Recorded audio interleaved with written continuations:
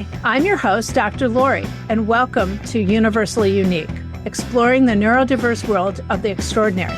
This podcast fosters curiosity and understanding about neurodiversity while empowering individuals with tools for acceptance and inclusion in classrooms, the workplace, and communities. Featuring shared stories of neurodiverse life experiences, it sheds light on navigating a world not designed for diversity. Universally Unique starts now. Hi, welcome to Universally Unique. I'm Lori Noto, and my guest today is Susan Petrok, who is the mom of William, who we met with the last time that we had an episode. And what we're going to do today is we'll start the way that we always start with a few breaths. And then Susan's going to kind of give us her perspective on living with a child who is neurodiverse, who's actually really not a child. He's like a totally like grown-up man. But so we'll take a few box breaths. We'll do 3. We'll do a count of 4 for an inhale, a hold, an exhale, a hold. And so I'll just kind of count through. So inhale, 1, 2, 3, 4. Hold, 1, 2, 3, 4. Exhale, 1, 2, 3, 4. Hold, 1, 2, 3, 4. Inhale, 1, 2, 3, 4. Hold, 1, 2, 3, 4. Exhale, 1, 2, 3, 4. Hold, 1, 2, 3, 4. Inhale, 1, 2, 3, 4. Hold, 1, 2, 3, 4. Exhale, 1, 2, 3, 4. Hold, 1, 2, 3, 4. And we're done. Sue, why don't you give us a little bit of a picture of what your journey was like as Bill's mom, as you folks started to realize that he kind of operated in the world a little differently than other folks. Yeah, he's an only child on both sides, so it took us a little longer to kind of put the pieces together. But we started noticing about 18 months, some odd behaviors, a mild language delay, but in other ways, he was really meeting all of his milestones, walking and other things, exactly on target. And he was even reading before he was in kindergarten, and which was great, but at the same time, it made it more complicated because he seemed more advanced than he was, and then the opposite in other ways. We were Cub Scout leaders, so we had that's where we had like a social group that we could see him, how he compared with other kids, and where he was, in first grade on the same page kind of socially. By the time he was in like 3rd, 4th grade, we're like, something's not quite right. And he, it was in 4th grade that he kind of fell apart emotionally one day doing homework that was way too advanced for him. And he, he's what I refer to as a pressure cooker kid. He'll hold it in, look like he's doing fine, and then explode. And he's an introverted kid, so he goes inward. And so we went from holding it together to self-injuring and some pretty, serious behaviors like overnight, just really, really fast. And living in a lower socioeconomic city, I'm like, I've got to figure out what the district's supposed to do so I can make them do it. Because I don't have the money to pay for lawyers ongoing, and what would this look like? And so that's where we started. I self-studied for about a year and a half, to kind of, figure out, how do I advocate? What is special ed law? And what is the district supposed to be doing to help him? Yeah. So who actually gave him his diagnosis? We had two different doctors. We first went with Dr. Mayville, who was at the time out of Milford. I forget the name of the organization. Um, and on the first round, he was using the school as one of his primary, sources of information on Bill. And turned out that they were not being forthcoming with information about him, and his performance in school. When they did academic evaluations, it was, I don't want to say they flat out lied about test scores, but the test scores were not where they should have been, or they weren't accurate. And it took diligence on my part to gather information to show that they were not being forthcoming, and that took months. And it was by the end of that school year, I wound up having to pull him out of school for a while until we got the evaluations done, because they were just like, nope, until he's in special ed, we don't have to do anything. I'm like, Yeah. that's a problem. And it was around the holidays. It was just before Christmas. I pulled him out of school, and I'm like, no, I can't keep putting him on the bus. Like, the teachers were mad at me for not having him do homework. And I'm like, I'm sorry, if it takes me 2 hours to get him kind of back to status quo, I am not gonna then stick homework in front of him. That, No. call me a bad parent if you want. I'm not doing that. And then they would make him kind of like penalize him in the morning, and make it like, oh, you have to go write your name on the board because you didn't do your homework. And I'm like, this is like double punishment. It was horrible. Yeah. And they weren't gonna change anything until he was in special ed. And I'm like, okay, and then he's out of school until we have a PPT meeting. And so they through the spring, he was in on a half day basis, um, and was still struggling. They really didn't put any sort of accommodations. He wasn't seeing the resource teacher. And I mean, I didn't even know how to look at goals and objectives and what those were supposed to look like Yeah. back then. But I was able to gather enough information that Dr. Mayville was like, okay, I'm gonna dismiss everything that the school was saying, and I need to see him in another location. And he went to see him at summer camp, at Cub Scout camp, and immediately was like, yep, no, I see everything that that you were talking about, matches what I saw in the office. And he gave him a diagnosis of Asperger's. Hmm. Um, at the time, like, it was probably like February or so. I'm like, okay, I'm not sure we're going to get Dr. Mayville off of the fence, so I'm like, let me get my name in with another doctor. And that Yeah. was Dr. Loomis. And so the first round of evaluations that Mayville had done, he just said, no, this is like just ADHD. So Okay. going to the Asperger's was actually a change in diagnosis. Yep. So it was good to have Dr. Loomis's evaluation as well to corroborate, the change in diagnosis. And he saw Dr. Loomis a couple of weeks after that second time that Dr. Mayville had seen him.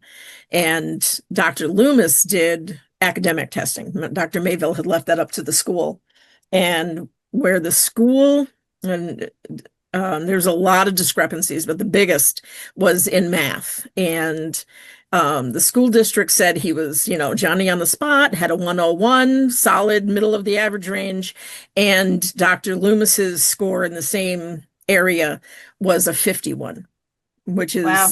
It's a like, pretty big difference. yeah, Yeah. huge, huge difference. And it's kind of like, okay, we got the school district to pay for that evaluation, and that other report kind of like disappeared from Bill's file eventually. And yeah, so like once we got him into, you know, got those sort of diagnoses, we were able to request a change of school within the district, to one a district, I mean, not a district, a school in the district that I knew had a really good team.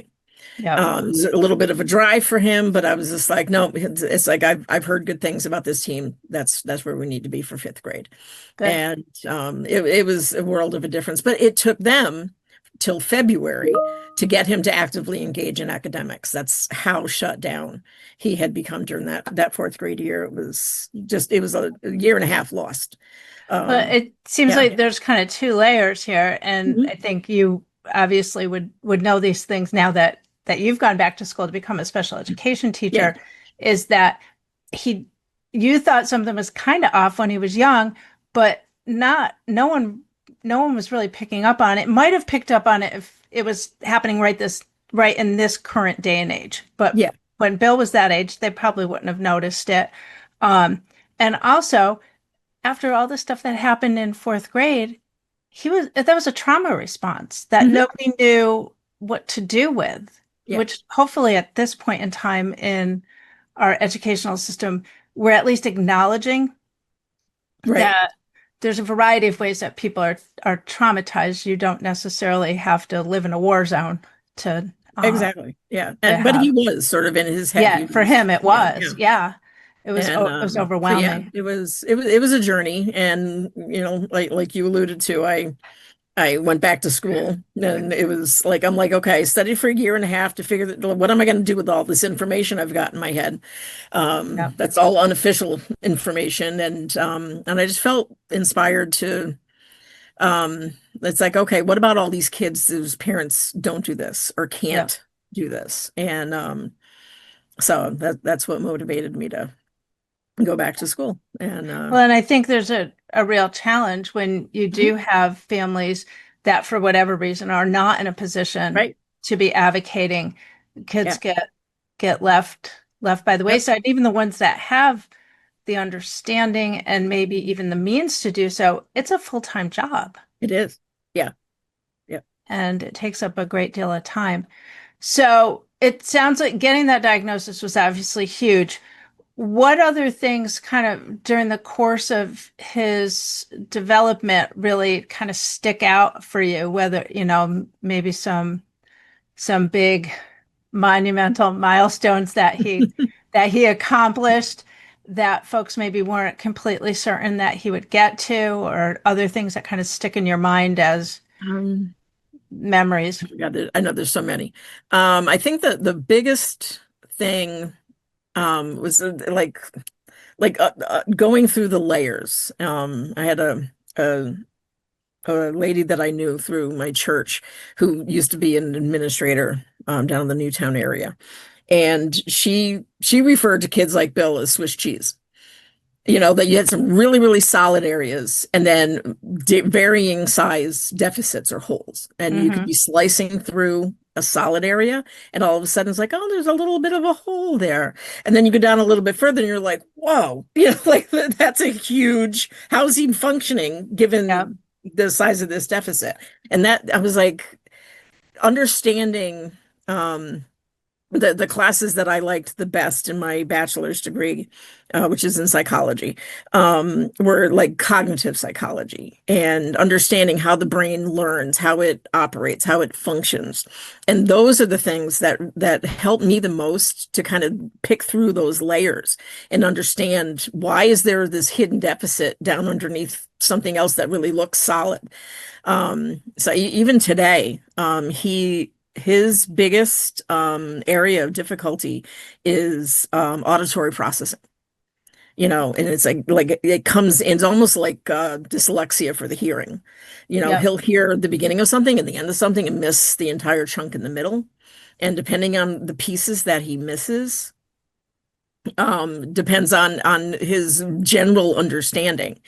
So once I figured out about that. I'm like, okay, now I've got to come up with some ways to help him learn how to kind of needle through and check himself or to ask questions. And then, same thing with, some of the other deficit areas in autism.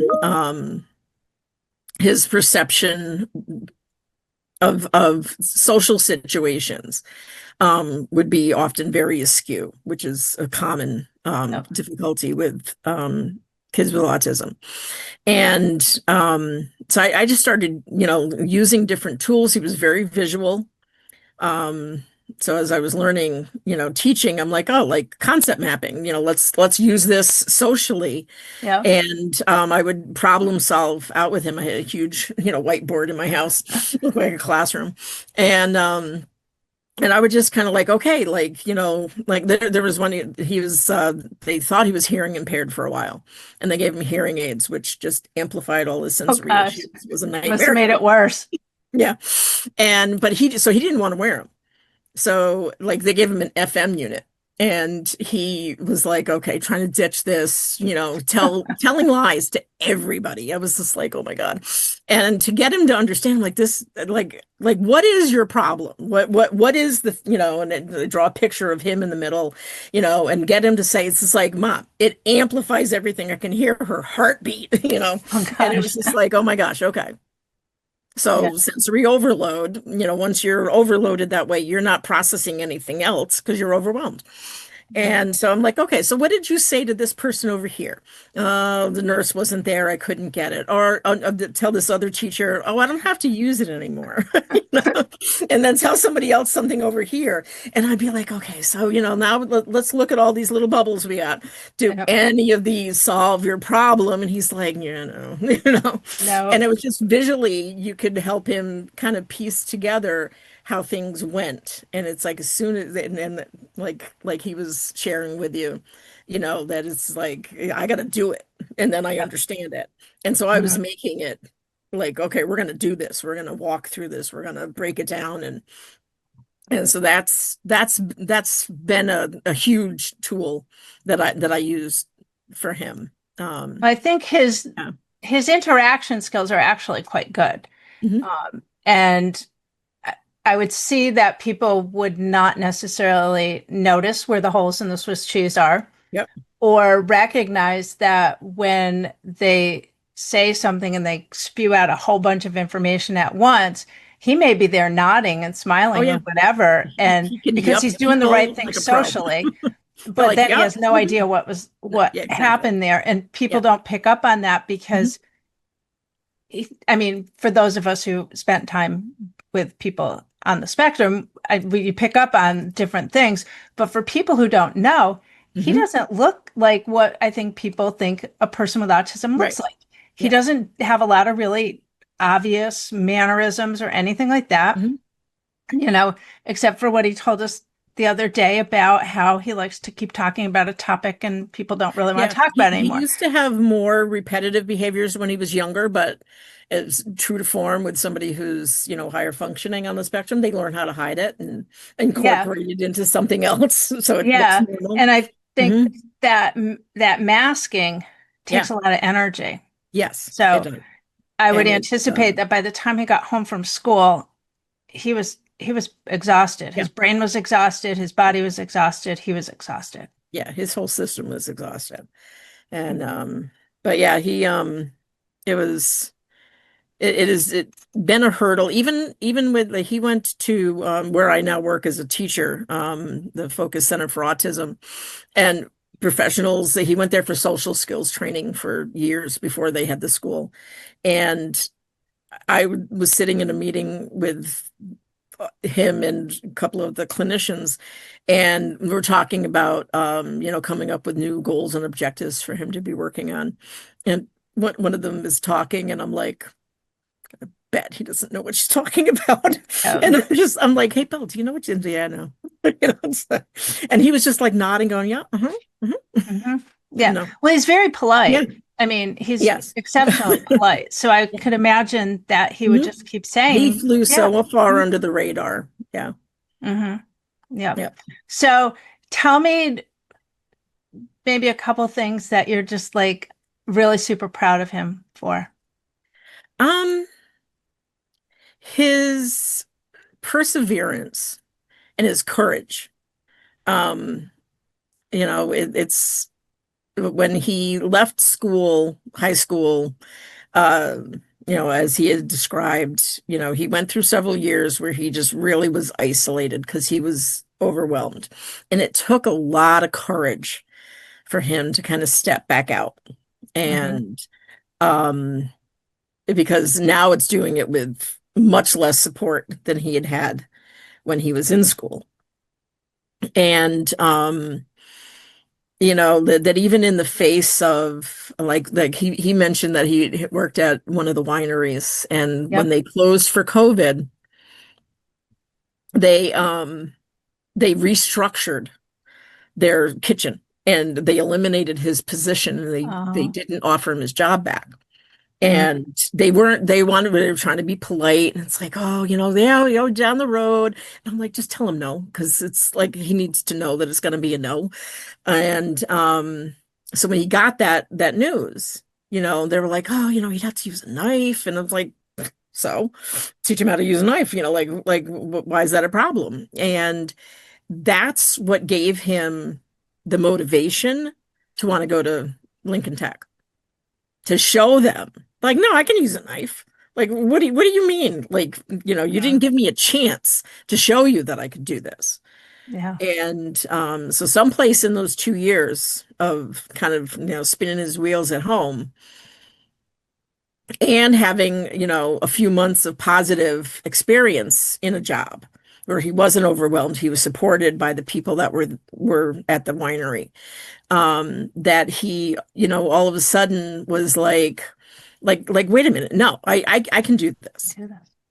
and so like them saying no kind of put a fire under him.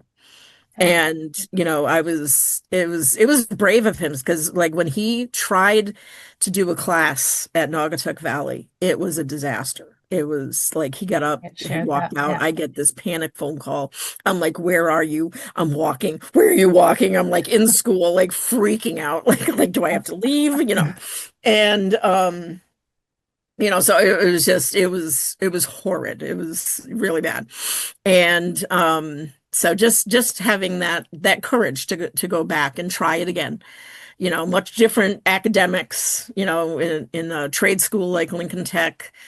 It's probably like 80% hands-on, kind of work in the kitchen, and then like 20% academics, and those academics aren't, like heavy academics like you would have in a traditional like community college or university.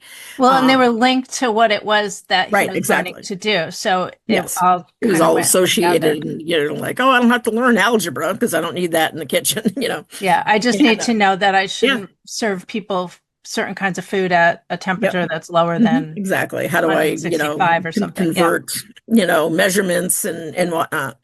And so he did it. I mean, he wound up pulling a B, and I Oh. really didn't give him much like tutoring and coaching through a lot of that. He wanted to do it on his own. So Well, and he um shared with us when we did his episode that he passed the yeah. food service test, Hmm. which he had Yeah, not been he didn't successful. even tell us that he was doing that.